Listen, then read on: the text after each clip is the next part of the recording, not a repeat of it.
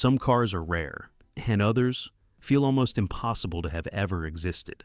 Because during the 1960s, Europe produced some of the most exclusive, strange, and mysterious automobiles in history.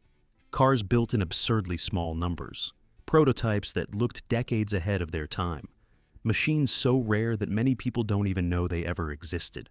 So, in this video, you're going to discover some of the rarest European cars of the 1960s. And, honestly, several of them feel too incredible to be real. 1961 Jaguar E-Type low-drag coupe.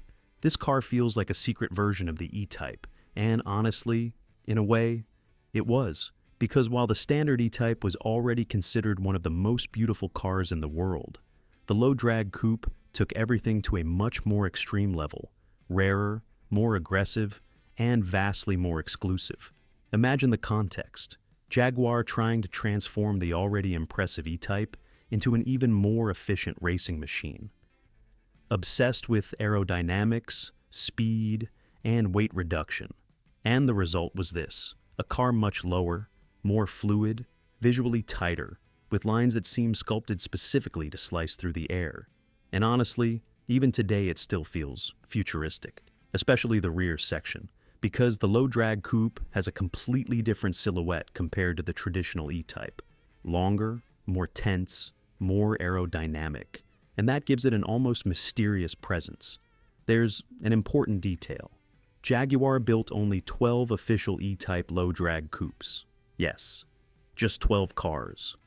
And that instantly made it one of the rarest Jaguars ever produced, because this car didn't just feel special, it felt forbidden. Under the hood, heavily prepared Jaguar inline-six engines produced far more power than a conventional E-Type, helping the car compete against some of the most brutal GT cars of the early 1960s. And that made the entire experience even wilder. When you look at its value today, everything becomes even more absurd. An authentic Jaguar E-Type low-drag coupe is now worth several $1 million, and has essentially become a rolling museum piece. 1965 Alfa Romeo Giulia TZ2. This car looks like a racing prototype that never should have reached the streets. And honestly, that's exactly what makes it so special. Because the Giulia TZ2 was created around a single obsession: being extremely light, fast, and efficient. Imagine the context. Alfa Romeo wanting to compete against some of Europe's most advanced cars, using aerodynamics, low weight, and almost handcrafted engineering to create something completely different from the traditional GT cars of the era. And the result was this little piece of insanity: an impossibly low car, extremely compact, with a smooth aerodynamic body that feels much closer to a Le Mans prototype than a conventional 1960s automobile. And honestly, it still looks advanced today, especially the rear end, because the famous Coda Tronca design made the car appear abruptly cut off. Something unusual for the era, but incredibly efficient aerodynamically. And that gave the car a completely unique visual identity. There's an important detail.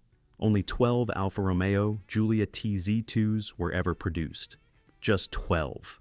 And that instantly transformed the car into one of Alfa Romeo's rarest creations ever. And honestly, also one of its most beautiful. Under the hood, the small Alfa Romeo four-cylinder engine produced around 170 horsepower.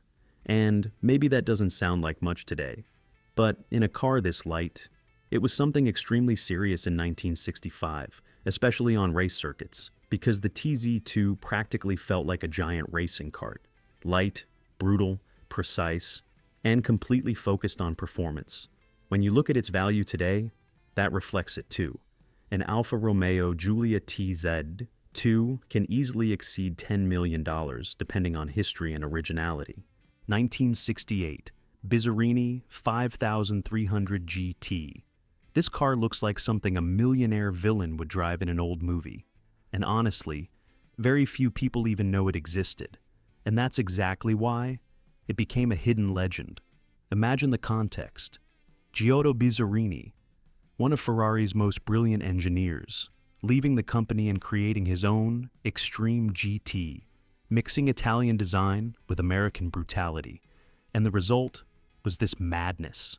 an incredibly low car, with the engine mounted far behind the front axle, a razor-sharp body, and proportions that still look radical today. There's an important detail. It's estimated that fewer than 150 Bizzarrini 5300 GTs were ever produced. Yes, fewer than 150 cars, and that helped transform the model into one of the rarest and most mysterious Italian GT cars of the entire decade. Under the hood, the story becomes even more absurd, because the car used a massive American-sourced Chevrolet VIF 8, producing around 365 horsepower, and that turned the 5300 GT into something completely wild for the late 1960s, especially considering how light and low it was. Because this car didn't feel refined, it felt brutal. When you look inside, everything continues in the same direction. A tiny cabin, extreme driving position, the sensation of a race car legalized for the street, and that makes the Bizzarrini feel even more special today. When you look at its current value, that reflects it too. A Bizzarrini 5300 GT can easily exceed $2 million depending on history and originality. And now I want to know something. Which of these rare cars feels the most incredible to you so far? Let me know in the comments. 1967 Lamborghini Marzal. This car looks like something that never should have escaped an auto show. Imagine the context. Late 1960s, Lamborghini still being a relatively new company, trying to prove it could create not only fast cars, but true visions of the future.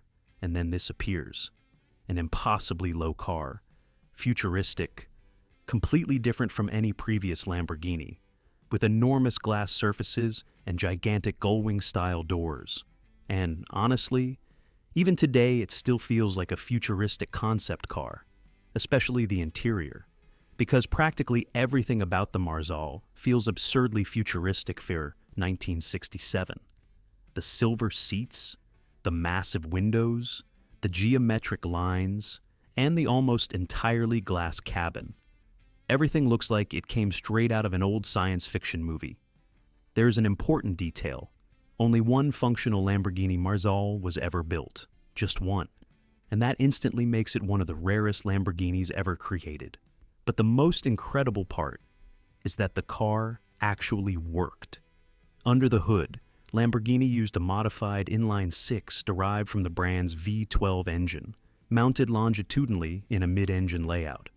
And although outright performance was never the main focus, the car still looked unbelievably advanced for its time, especially visually, because the Marzal practically helped define how the world imagined the car of the future during the 1960s. When you look at its influence, that becomes even more obvious. Many of the Marzal's visual ideas later inspired future Lamborghinis, especially the legendary Espada, and that helped transform this forgotten concept into an incredibly important historical piece. When you look at its current value, honestly, it's almost impossible to calculate, because the only existing example essentially belongs to the highest level of automotive exclusivity in the world. 1962 Ferrari 250 GTO. This car is no longer just rare, it's practically a legend. And honestly, very few automobiles in history have ever reached the almost mythical status of the 250 GTO, because this is no longer just about exclusivity. This is about one of the most valuable and desirable cars ever created. Imagine the context. Ferrari obsessed with dominating GT racing, Le Mans, speed, aerodynamics, and creating a car that blended racing brutality with almost perfect beauty. And the result was this: an incredibly low GT, extremely aggressive, with lines that seem sculpted purely for racing. Even today it still looks intimidating, especially the front end, because the 250 GTO communicates something very different from other classic Ferraris. Less elegance, more tension. Everything feels built around pure competition, and that's exactly what makes the GTO so special, because this car wasn't created to impress millionaires. It was created to win races. There's an important detail.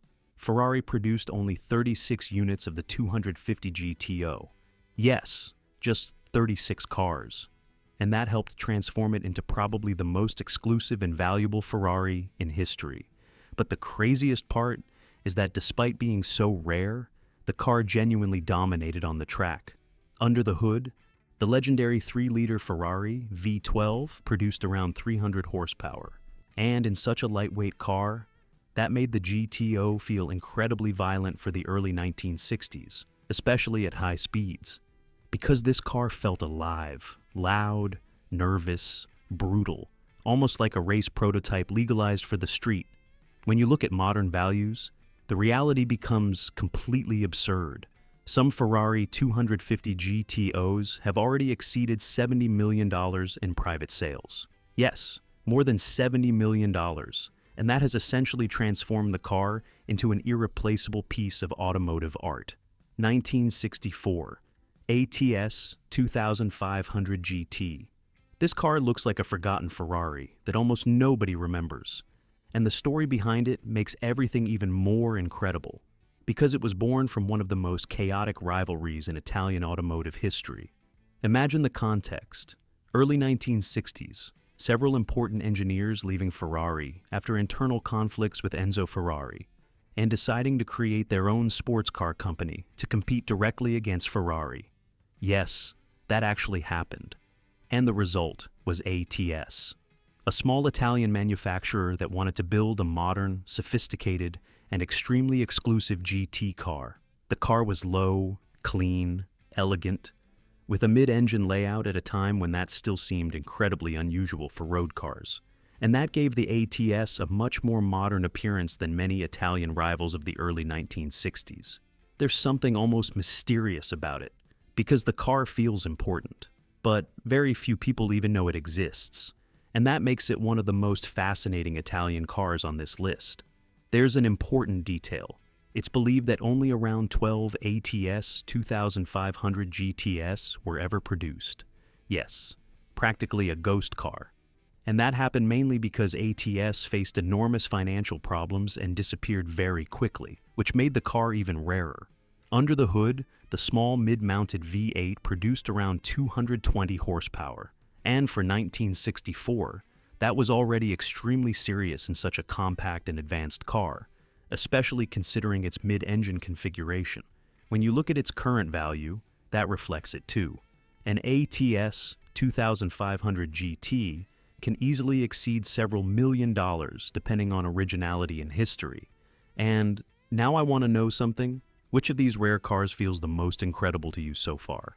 Let me know in the comments. 1966, Iso Grifo A3/C. Very few European cars of the 1960s project this much visual aggression, because here, delicate elegance no longer exists. Everything feels tense, muscular, dangerous. Imagine the context. Italy going through an explosion of automotive creativity. Small manufacturers trying to create faster and more extreme cars. And Giulia Bizzarrini once again involved in another completely insane project. And the result was this. An incredibly low GT. Extremely wide. With a brutal stance and lines that seem designed purely to intimidate. There's an important detail. Only around 20 Iso Grifo A3/Cs were ever produced. Yes, just around 20 cars. And that turned the model into one of the rarest and most exclusive Italian GT cars of the entire decade. Under the hood, the madness continued, because the car used a massive American Chevrolet V8, producing around 365 to 400 horsepower, depending on configuration. And that made the A3/C absurdly fast for the mid-1960s, especially considering its relatively low weight and its completely competition-focused philosophy. Because this car wasn't trying to be comfortable, it was trying to be brutal. When you look inside, that becomes even more obvious. Tiny cabin, low driving position, constant race car sensation. Everything feels built around speed. When you look at its current value, that reflects it too. An Iso Grifo A3/C can easily exceed $3 million, depending on history and originality. 1963 Aston Martin DP214. This car was created for one mission only, Le Mans, early 1960s. Aston Martin trying to compete against Ferrari and Jaguar in Europe's most brutal races. Developing increasingly advanced, lighter, and far more aerodynamic prototypes. And the result was this machine, an extremely low, long, aggressive car, with bodywork that looked sculpted specifically for high-speed racing. Less British elegance, more pure competition machine, the incredibly fluid lines, the low enclosed body, and the almost perfect stance make the car look like a Le Mans missile. And that's exactly what makes it so fascinating. There's an important detail. Only 2 Aston Martin DP214s were ever built.